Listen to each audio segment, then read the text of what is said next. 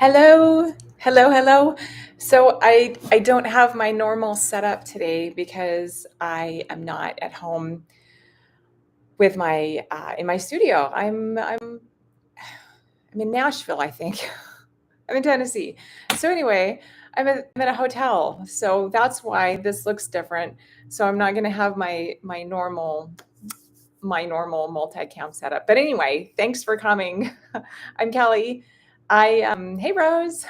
I'm Kelly Vaughn from KnitSwag, and I'm glad that you're here. We're going to be talking about number knitting, and I would say, hey, this is my copy of number knitting, but I forgot the book, so you're just going to have to trust me.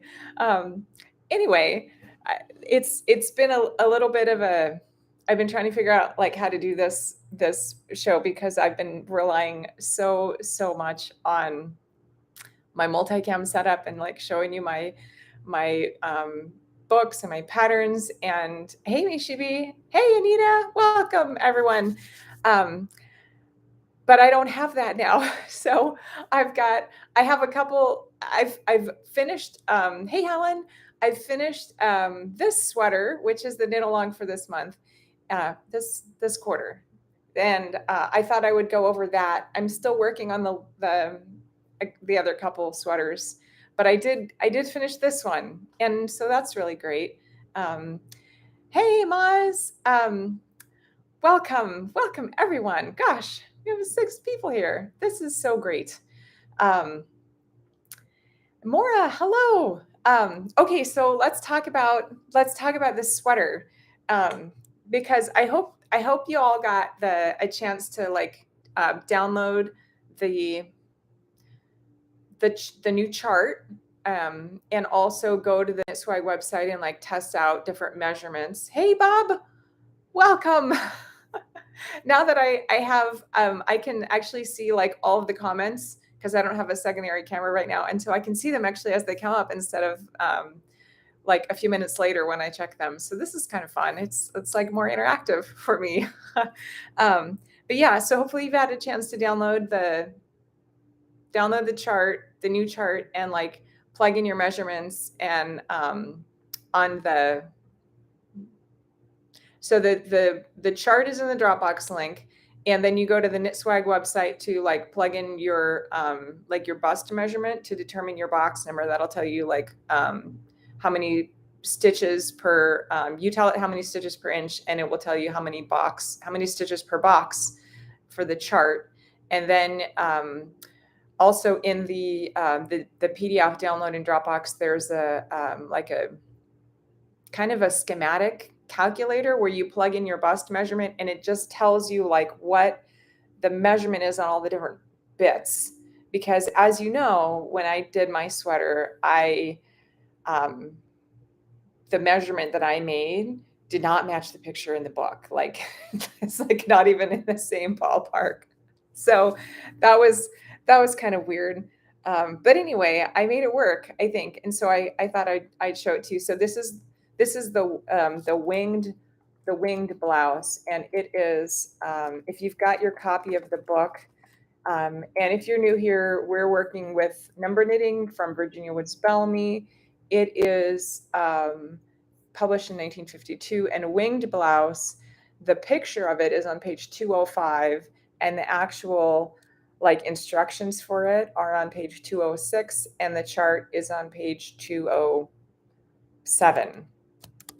And the issue I had in knitting this is that the picture of the sweater on the model, it looked great, but then when you compare it with the picture of the sweater flat, it was like, is that really the same sweater?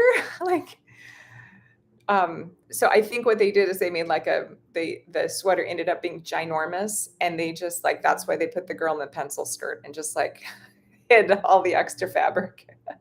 So what I did, back up my hotel room. Gosh. So what I did is, this is it's supposed to be like an over the shoulder sweater sort of thing. So let me show it to you how I made it. It was supposed to stop here, but I had to like, that's a crop top.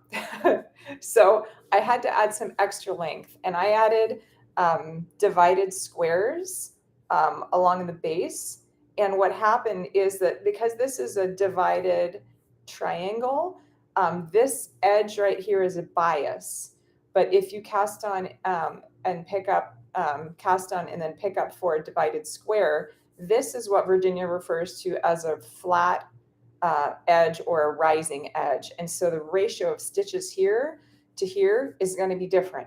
And so what I did is I picked up, I think there was 24 stitches, like 24 ridges across here. And so I picked up like 2 stitches per. So this is like 24 by 24. And I did that all the way around. And I did this on, I think it was like size 5 needles, might have been 3. I'm not really sure, but like that's what it did. And it added, sorry, maybe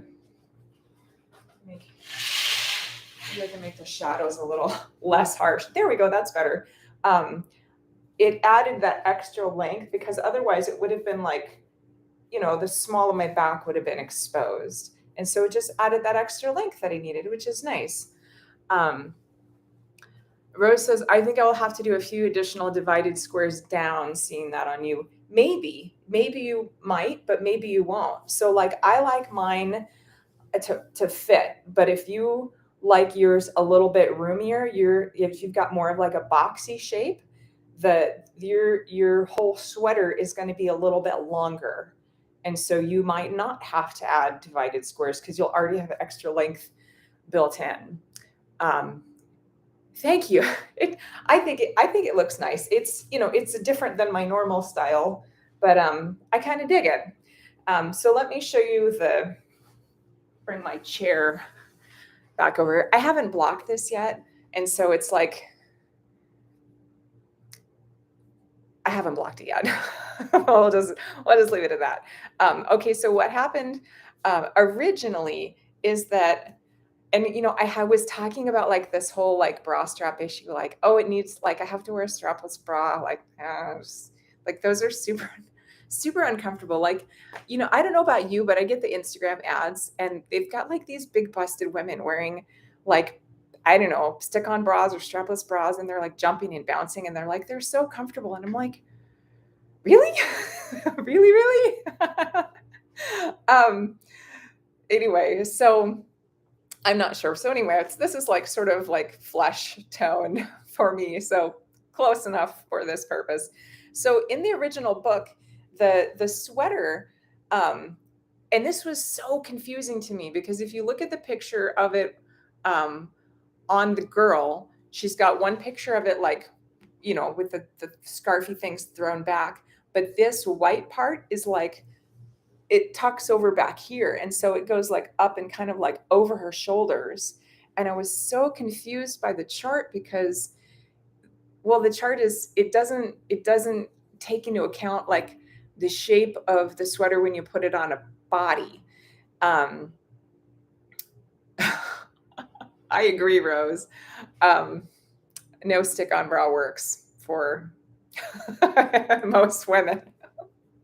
I agree. Even when I was like 16 and I was a B cup, I tried to wear one to a high school dance. No, I just went without. But so the sweater in the book, Virginia talks, she says it, the sweater, like this unit, I think this is unit 7. She says it like, it rides like long on the shoulders, I think is how she put it. Let me look it up real quick, because it was like the weirdest. I was so puzzled by that. And it says, unit 7 falls long on the shoulders. And so I had to knit it to figure out, oh, that meant that it's supposed to be back here. Which makes sense. But the issue when I made mine originally, because I made my whole sweater like smaller than the one in the book. And so because the and that's why I made the schematic, because the whole proportions of everything were smaller. That also meant these little scarfy things were smaller. And so the original scarfy things were just supposed to be like the purple size. And then I tried to tie it, and it like they just barely touched, and it didn't work. And so what I ended up doing is I added some extra scarfiness. So like all the green is extra that I added. And of course, like I did it when I was tired. Like I just grabbed some needles that were like literally on the floor in my office, and I was like, I think those are the right size. I didn't like measure them or check them or like cross check them against the pattern. No, I was like, yeah, this works. And so like all this extra green is in a different needle size. It's bigger. I think this was like knit on all the green border thing was like knit on an 8, and the purple is knit on a 7. So it's like it's a little looser, but like whatever. That's how I roll. Okay, so it worked. Yeah, the thing is, when I put this on, so originally, oh, come on, sweater. This white, it connects. You're supposed to like knit it all separate. And the chart they're touching. In the chart they're touching. And I think I messaged Stephanie about this, and I was like, I don't understand this chart. Like, help me out. So in the chart, you're supposed to knit unit 7. And then when you do the purple thing, there's nothing in there about connecting it to the white. So what you're supposed to do is like knit and then pick up. So they're just like sitting next to each other in the pattern, but you attach them later, and it worked. So like before I added this extra green border, this white section, it did sit back a bit further, because it was connected to this purple. And so like it didn't sit like all the way back there, like the picture in the book, but it did sit back a little bit further. But then once I added all this green here, it like kind of put it right on the shoulder line, which, I think I could grow. I could deal with that. I think it's okay. Oh, I gotta keep those all the way up. Oh dear. Thank God for clavicles, right?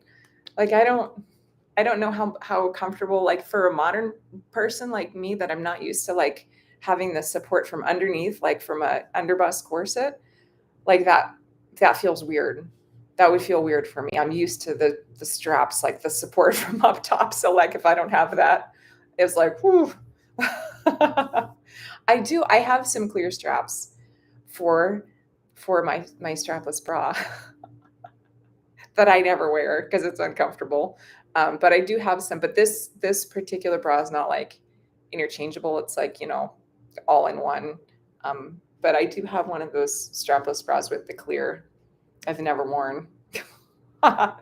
Okay, so these scarfy things are now long enough that I can tie them, which is great. I love that. And it's surprising the amount of warmth that this little fabric adds. This is wool. Okay, so to make sure I tie it right, when I was a kid, I was a Girl Scout, and we had to tie a square knot. We had like these little neckerchief things, and we had to tie a square knot. And when you're 6, that's a big skill to learn. And so they had to teach us a rhyme. And every time I tie a square knot, I still do it in my head. Okay, I go left over right and under, and then right over left and under. Like, just like I learned when I was 6. Yeah. And so this fits pretty good now, and it adds some warmth. But what's a little weird for me is like this thing here going on right now, because it, like, originally this white part was supposed to like kind of sit back here. But now there's like this fold thing, which, I don't know if I care, because this whole thing is like super drapey anyway. So anyway, that's okay. So the back, this is this. chair out of the way. It goes, that's how the back looks.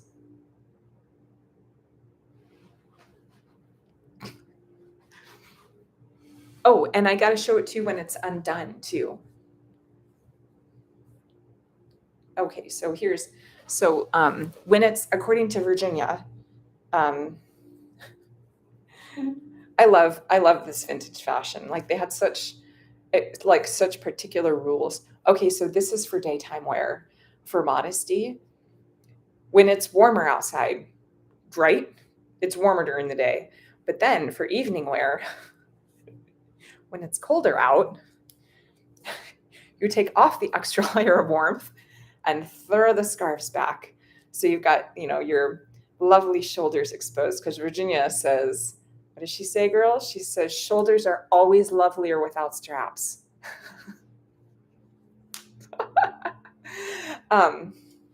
Yeah, so here's the back. And it looks nice. I wish I had a better way, and maybe I just need to come to terms either with straps or with like my strapless bra, because this looks good.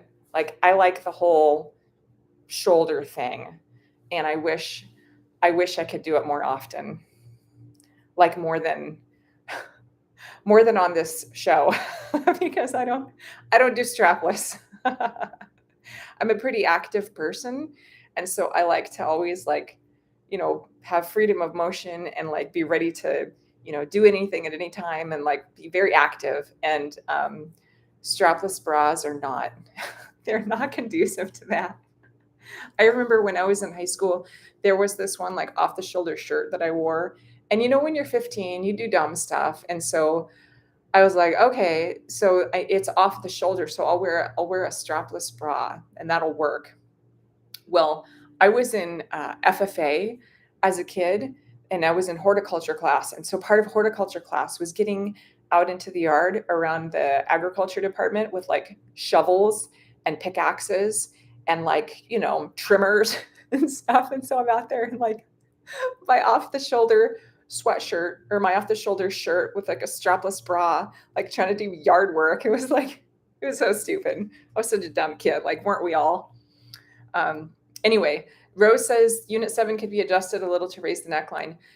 You're right. I think it could, and because it's the shape of the necklines is really kind of, it's deceiving when you just look at it on the graph paper, because there's been a bunch of patterns, not a bunch, maybe, I don't know, a handful of patterns in the book. You look at the neckline, you're like, that looks reasonable. And then you knit it up and it's like, 40 inches around. And then other ones that the neckline looks, it looks very small, and you knit it and it could be bigger. So like, it's just that the graph paper does not account for the stretch of the knitting and like what's going to happen to the body. And I was also worried, like, because this is a rising edge, and so like these are the edges of all the rows. So like you do the central decrease here, and then you do a decrease on either side here for the divided triangle. And so this edge tends to be a little bit tighter. So I guess making it bigger, I guess it would make this looser. But another thing that Virginia says right after she says Unit 7 falls long on the shoulders, she says the central point on the yarn ending unit should be weighted by a matching bead falling inside or outside blouse, or if unit fits too loosely, draw neckline together on a strand of yarn. And I think that's because that cute little girl model that she had in the book was wearing like a 4XL sweater. And like, of course the neckline would be too big, of course. So she'd have to like zip it up a little bit. Because I think that, do we even have, no, if you look at the picture in the book on page 205, we have a picture of the girl with, like the back like this, and the scarfy things down. But then when she flips around, the scarfy things are forward. And so we don't actually have and it's covered up. So we don't actually have any pictures of the girl facing front with the scarfy things back. I would be very curious to see like how that neckline was treated, because if you look at that picture in the book, this white triangle here, it's like all the way down to her navel. And so she must have just been swimming in that sweater. It must have been so huge on her. Mishibi says, I don't want an off-the-shoulder version. Fair enough. I understand that. Longer sleeves. That's a good idea. These sleeves are for the sweater that I made. The sleeves are just a little tight. I've got like maybe an inch or two in there. They are not like uncomfortable, but like I can feel, because this is a divided triangle, I can feel there's a little tension in there. So the edge is not quite as like stretchy as the rest of the fabric. And I don't know how to rectify that, or if I would need to rectify that, but that would be really interesting to have long sleeves with this. I think that would be nice. Ma says buy a purple or green bra. You know, I don't have either one of those colors. Maybe I should. That would be fun. Rose says, instead of a simple divided triangle, you can treat it as a divided square for a quarter of the stitches, and then decrease the divided triangle. I'm not sure I understand. But anyway, so when you're doing the shape on this, it's what Virginia calls an adapted unit. And so this, you cast on here and you work it as a divided square for a bit. Maybe that's what she's saying. I think maybe that's what she's saying. You work it as a divided square to here. So you're not doing your decreases here, but then once you get up a bit, then you do the decreases on the edge too. So you switch it to a divided triangle. And so what Rose is saying is right. If you work it as a divided square and just like keep going up further and then switch it, that would give you some more height here, and it would give you a little bit more shoulder coverage. Yeah, that's a good idea. Very good, Rose. Thank you for sharing that. I hadn't thought about that. Yeah, but I like that idea very much. Great. See, this is why I'm so glad that you all are helping me with this, because if this was just me working in isolation, which it was for like 7 years, like I can't come up with all this stuff on my own. And I feel like this project has gotten so much better, and I'm learning so much more now that I have you all here to help me. So thanks for that. You're great. So this is, this is winged blouse. And oh, I love the fact that it's kind of sheer. Can you see that? Ooh, look, there's my navel. I purposely did this, this white part in a slightly thicker yarn. So this, all the rest of this, like the green and the purple, is like it's like a 1-ply lace weight. And I don't remember the name of it. It's like a color change, like a really long color changing yarn. And it's like German or something. But anyway, but the rest of it is kind of sheer.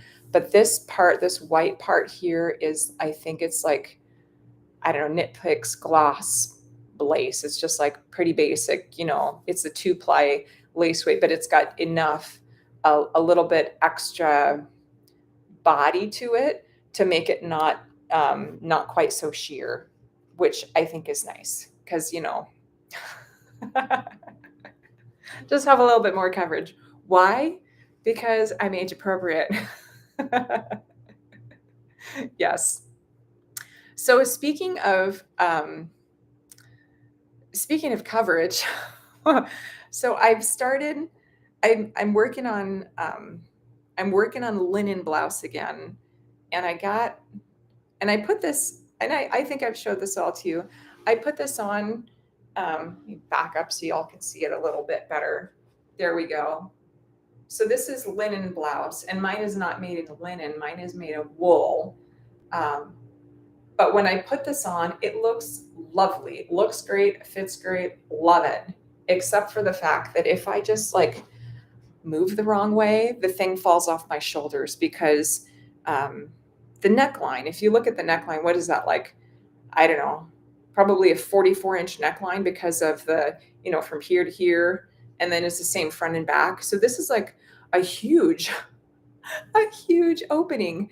And so I want to somehow tighten that up a bit. I mean, because I suppose I could just like single crochet around it or something, but like I actually want just a little bit more coverage in front and back, because that's going to decrease the overall like inches of the neckline, so it doesn't like slip off my shoulders. And so I picked up all the stitches for this, this section. I was thinking about just like filling in that back triangle. But then I was like, well, this is kind of a summery sweater and it's already in wool. And I live in North Carolina. So that's kind of like, there's really never an opportunity for me to wear a short sleeve or like a sleeveless wool sweater in North Carolina because it's like 1,000 degrees. So like, I don't know if I'd want that much coverage in the back. Yeah. So I'm a little bit stuck at this point. I think I picked up on a knit one row and then I got tired or it got dark or something. And I was like, I don't know what to do. So I'm not quite sure. Like I could, instead of picking up all the way to the top here, I could just like go to here and that would kind of fill it in. So instead of like instead of like a boat neck, it would be just like down a bit further. So I'm not, what do you guys think? I don't know. Oh, and I don't have, I've only got like about, this is not a numerical measurement. I have about that much yarn left of this. And so I'm working it in with some of that hand spun black and green alpaca together. Oh, so you think, Rose, that I should just do a knit two together? Would that do it? I don't know. I don't know if I should like try to fill in this shape or just tighten up this edge. But anyway, that's what I'm working on next. I think probably, once I have a couple hours on that, this one will be done. And then I can wear it. And then I'm going to tackle the ginormous bodice blouse with the 48-inch wide sleeves. Oh, but I wanted to finish one and then move on to the next one and finish that and move on to the next one instead of, because it's so easy. Like, oh, I have yarn. Like, ooh, if you're like me and you're like, scrounge through your yarn and you find some really pretty stuff down at the bottom that you haven't seen for a while. You're like, oh, no cast on. Like, yeah.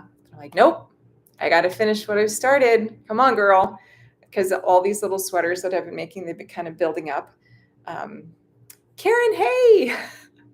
So, yeah, so I'm trying to finish one and then move on to the next one and move on to the next one.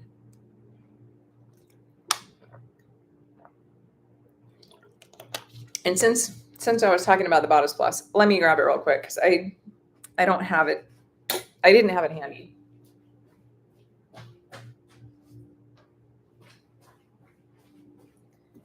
Whoosh. You have nine whips. It happens. Okay, so this is the yarn, the hand spun that I'm going to be working with this. It's a little bit darker, just a touch, but it's pretty close. And so I think that'll be a nice kind of a like complement for up here at the top. Oh, and it's so soft. Love that. And it's lofty. I think I weighed it and it's about like just a little over 100 grams, but like it's got so much body to it. It's big. I love that, and squishy.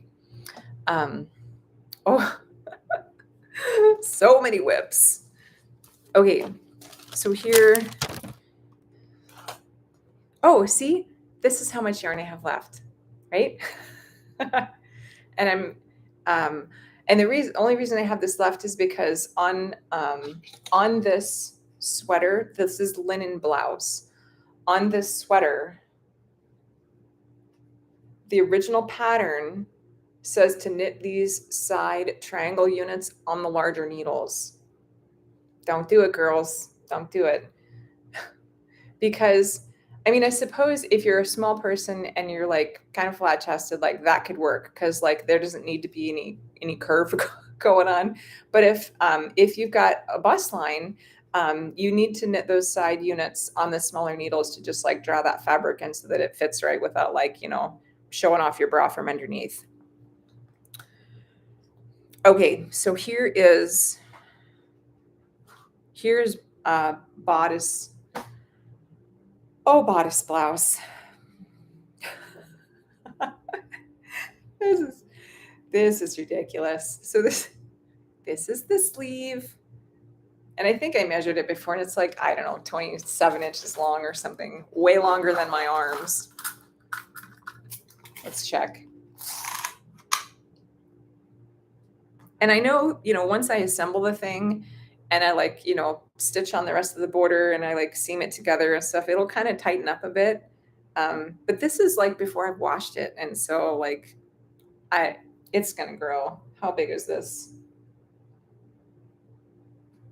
31 inches. 31 inches. So I've been kind of putting this off to take this out. And I think it was Rose that had a good idea about how to rectify this because like obviously this is not going to work for sleeve. Like this is like a whole shawl's worth of sleeve, like this is huge. This is too big. So I think Rose said that I should do like 2/3 of the number of stitches on the sleeve as I currently have. And it's been a few weeks since I've worked on this. So I think I'll try that.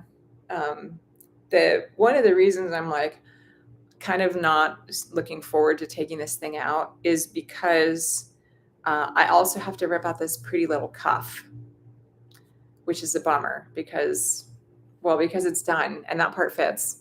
But like to make the rest of it fit, I have to rip this whole thing out. And the way this sleeve is configured, it's one big divided square. And so you like cast on here and here, and then this ginormous divided square. And so I guess what I need to do is I need to figure out like how long my arms are. Let's do that now. And then calculate the number of stitches based on that. And it is going to have like a little bit of blousiness, so maybe like an extra couple inches, but not like an extra 12 inches. That's not right. Okay, so and I might have done this before, but I don't remember the measurements. So that's 17. So my measurement was just 31. So I have an extra, what is that, like an extra 14 inches on this sleeve. So I wonder if that's the length, that would also be the around part because it's the same amount around as it is long because it's a square.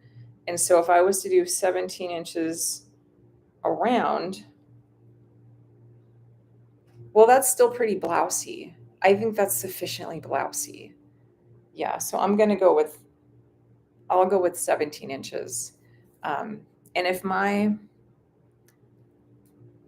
let's see, because she says on that one to use a bodice blouse, she says you're supposed to do how many stitches to the inch? 5.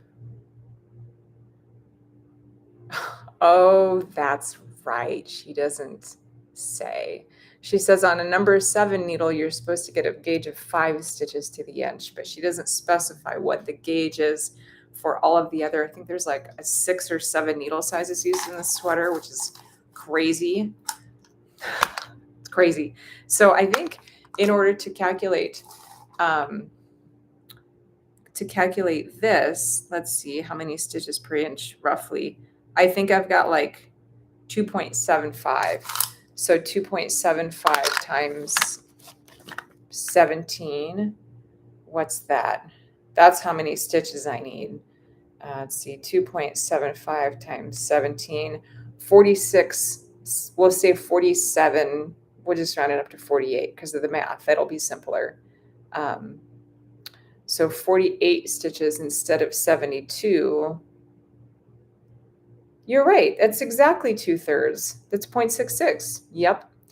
That is exactly. So I'm going to do 48 stitches for the sleeve part, but I'm going to need to adjust the math on the cuff part to keep it the same. Because the way she has you do the cuff, she has you pick up one stitch for the cuff in each of the 2 stitches here. And that was,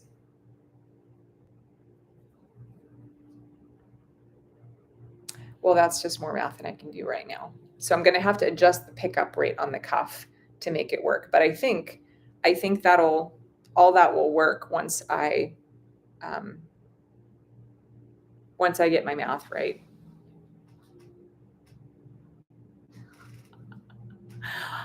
Okay, so I'm on a 2-week road trip right now, and I packed the projects, like tons of yarn. I packed everything I need for this project, and I thought I packed because I was like, I could totally finish the sweater while I'm on my trip. This is what I packed for this this sweater. So I'm not going to totally finish the sweater when I'm on this trip. Even I could make really good progress, which is, I think, important because I've been stuck on this for a few weeks. I can't believe I left my yarn at home. Like, anyway, I have plenty of yarn to knit, but I left the yarn for this sweater, all the extra yarn for this sweater at home. Good gracious. Oh, well, by the time that my trip is done, I will have used all of that yarn and I'll be like, I got my mojo back on the sweater. So that's really great. Looking forward to that. The thing is, it's on like size 13 needles, which I'm not a fan of. Like all the sleeves they're on super big needles. And it's just like, I think, how did Nishibi say it on the Ravelry form? It's like knitting with your feet because they're just like, they're so clunky. So I have to agree with that for sure. So as far as I know, I usually do the archival research stuff at the beginning. What does Maura say? Your wrist isn't very big in comparison to the upper arm, and you will be adjusting the number of stitches automatically just by lowering the number of the sleeve. Yes, I will. So I forget the pickup rate for that. The bodice blouse, this chart is crazy. So where's this? My box number was 12. So it's a pickup of 36 inches or 36 stitches around the wrist. And I need to pick it up from 48 stitches. And so what's that number? 36 divided by 48. And so it's a 0.75. So I'll pick up three stitches out of every 4 stitches from the sleeve. Yes, 3 of 4. Good. As far as archival research, I normally do that section at the beginning, and I don't have a lot to show right now. So I don't remember if I mentioned it last week, but I found Virginia's maiden name, and I found her like some of her early poetry, like where it was referenced. And I think you can still actually access it on the New Yorker website if you have a subscription, because the New Yorker is like one of the few publications that was in existence 100 years ago that still has like an active publishing business. And so like if I was to buy a membership to the New Yorker, I could get like all of the published poems that she wrote all those years ago. But like I have a lot of other things that I want to spend my research money on at the moment.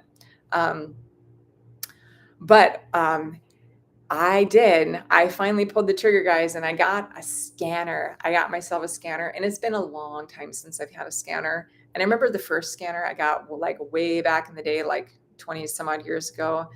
And like scanners have come so far. So the scanner that I got, it can do 1117.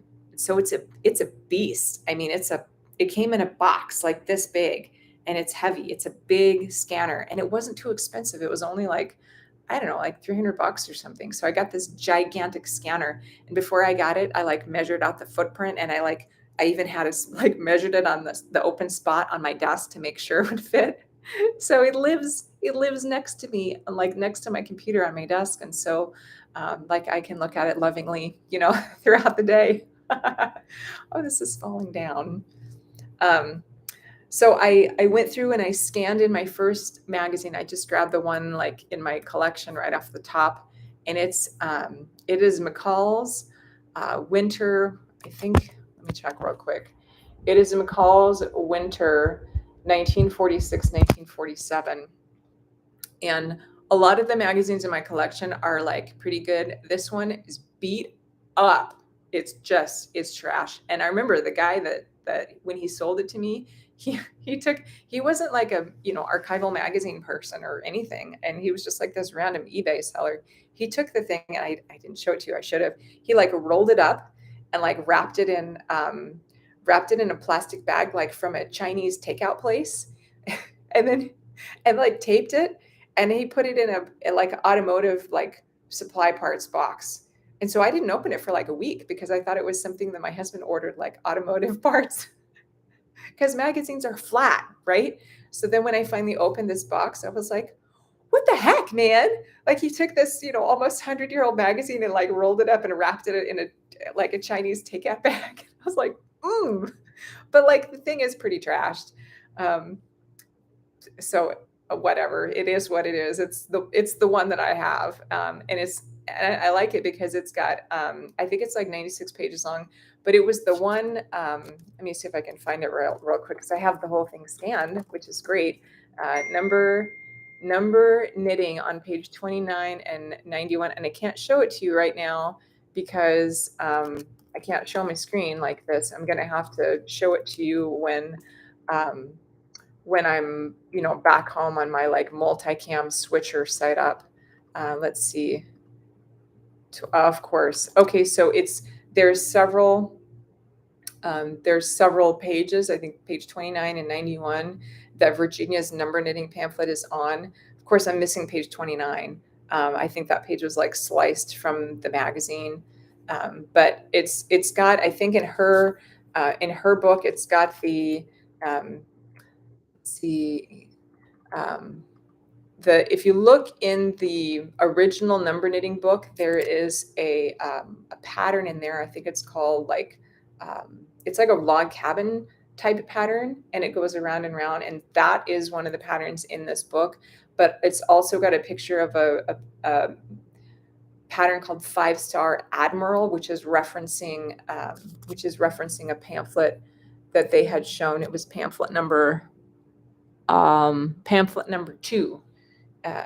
It was referencing pamphlet number 2, which I don't think I have. I think I've got number 1, but it references a few different of her patterns in there.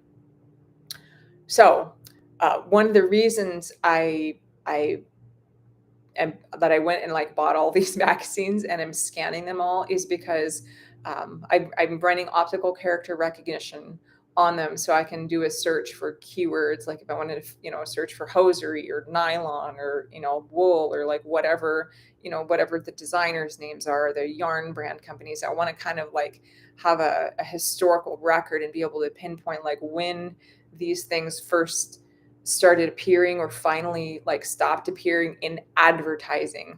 Like color space yarn, we know that now is like space dyed yarn. So you have a skein of yarn and like one end of it is one color and one end of it is another color, and it makes like argyle socks or color striping sorts of things.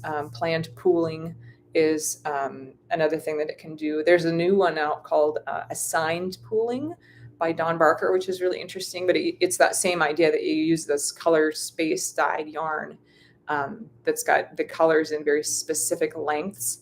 So I want to see like when I want to, obviously it's not going to happen right away because this is like a lifetime project. But like I want to be able to reference those points in time when all those different things were available for knitters. And so once I have these magazines scanned, or even just this first one, run my optical character recognition on it, which is OCR, I can start. Like, I don't know if you guys use PDF commenting. I'm like a huge PDF commenting nerd. So I'm like, yay, sticky notes. But I can like put sticky notes like, hey, I'm missing a page here, or like I can highlight certain words and then they'll show up in like the comments on the one side. And so like I could highlight all the yarn companies in one color and like all of the sweater patterns in another color. And so like just by the way that I highlight the different bits of information on the document, I can like start coming up with all these different categories. And like from a research standpoint, it makes it easier to like categorize things and like look for trends and like different types of information. So that's what I've been working on lately.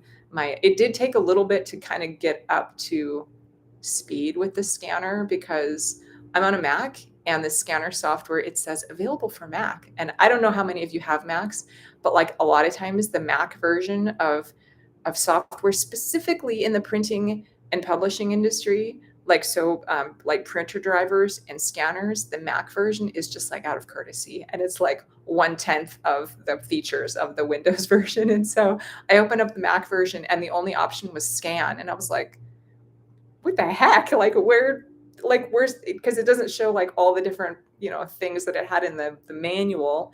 And so like all the pages were scanning in like orange and they looked like garbage. And so anyway, I had to install Windows Parallels on my Mac and then like the Windows printer driver, scanner driver. And so it was like, it was involved. it was involved. And the longer I do this, the more it makes sense now why like usually the only people that do this sort of thing, like as far as like the scanning and the optical character recognition and all the archiving and like, all these old document stuff, they're usually like librarians, grad school students, or universities. Like this isn't normally the kind of thing that just, I would think probably not the kind of thing that just like regular people do that, don't do it for a living. View scan is a great option for the Mac. I'm going to have to check that out because the one that I have is called like ViScan.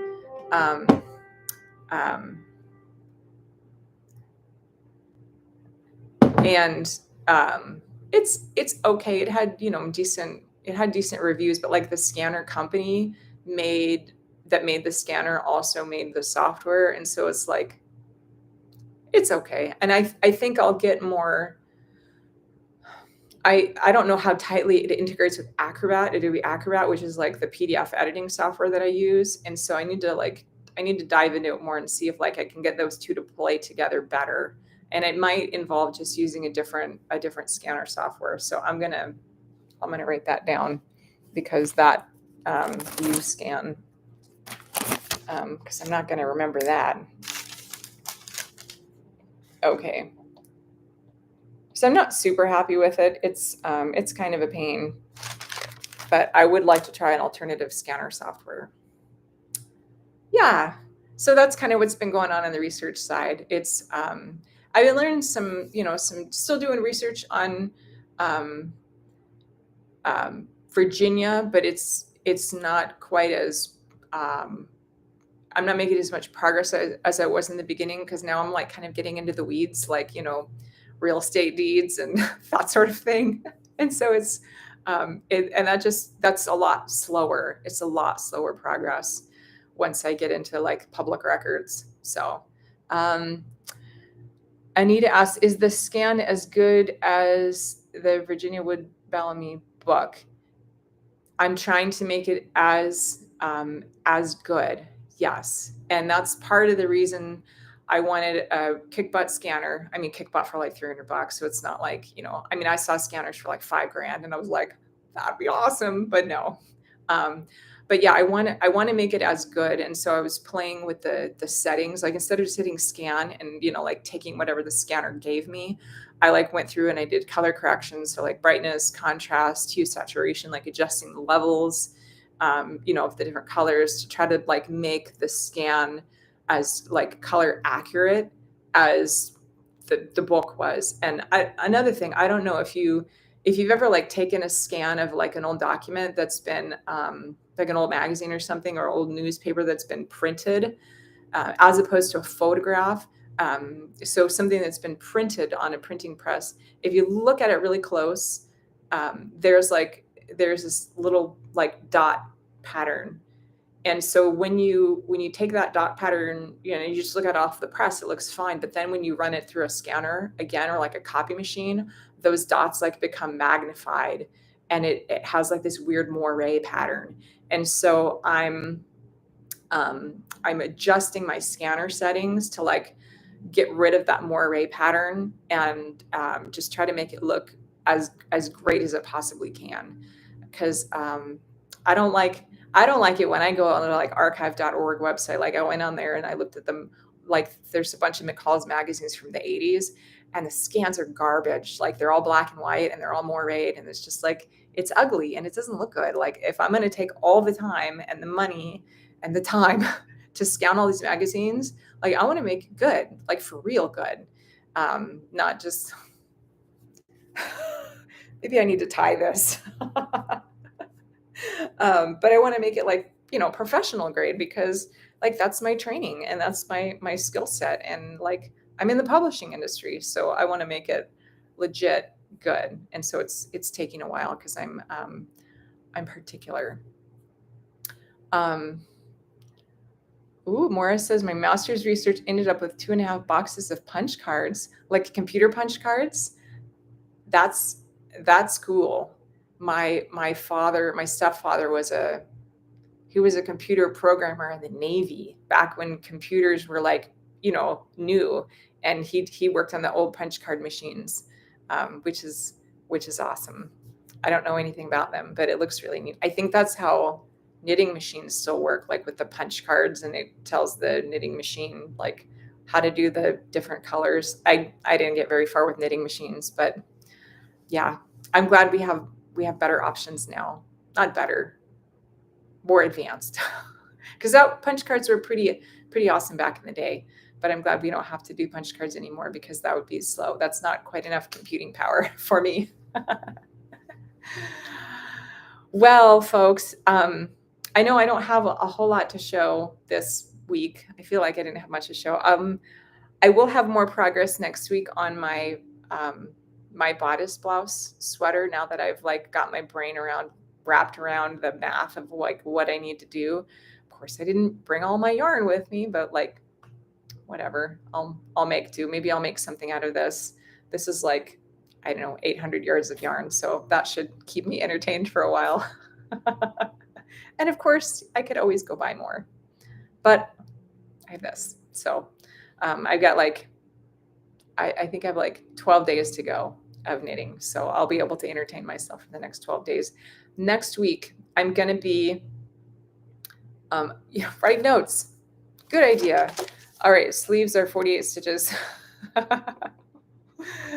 And pick up cuff at 3 to 4. Okay.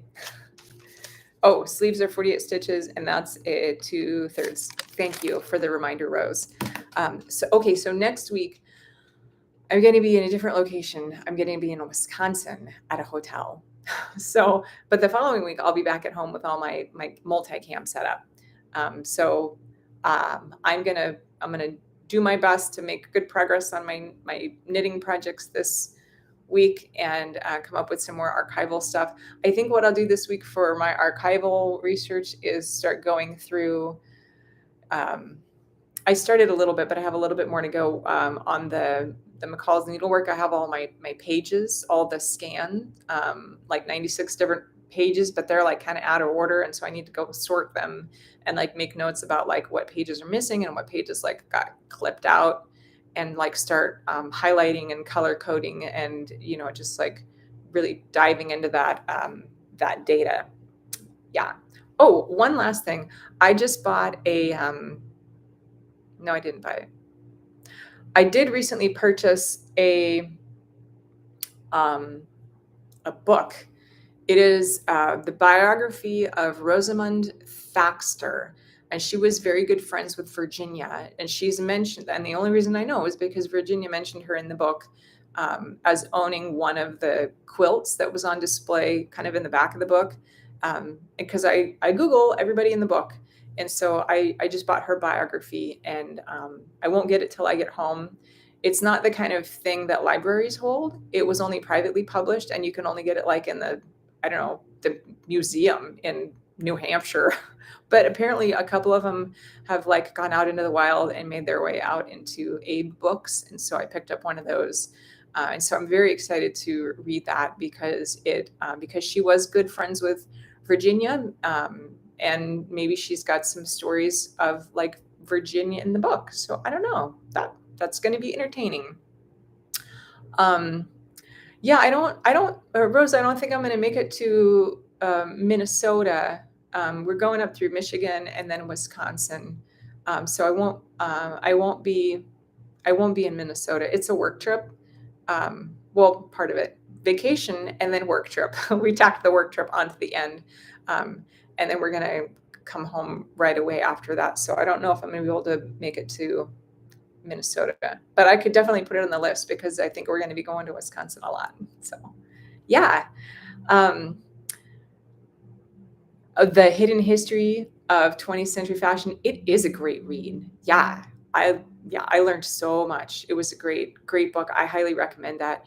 And if you can't buy your own copy, you could get one at the library. That's what I did, interlibrary loan. When I got mine, it was still brand new. It had never even, like, the spine had never even been cracked. It was perfect. But you can also go into the archive.org website in the, like, it's under books to borrow, and you can just like borrow it for free. So that's a nice alternative as well. Yeah. I think that's it for me tonight. My sweet husband is waiting for me to go eat dinner. So that was, if you heard the knight in shining armor chime a few minutes ago, that was him. It's that's his ringtone. Doo doo doo doo. So I'm gonna head out now, but thank you all so much for coming. And I look forward to this so much. I'm so glad that you're all here on this journey with me. And we will tackle it again next week. And oh, hey, I forgot, last thing, the Hampton knit along is done. I saw several people had participated. I only saw one completed sweater in the Ravelry group.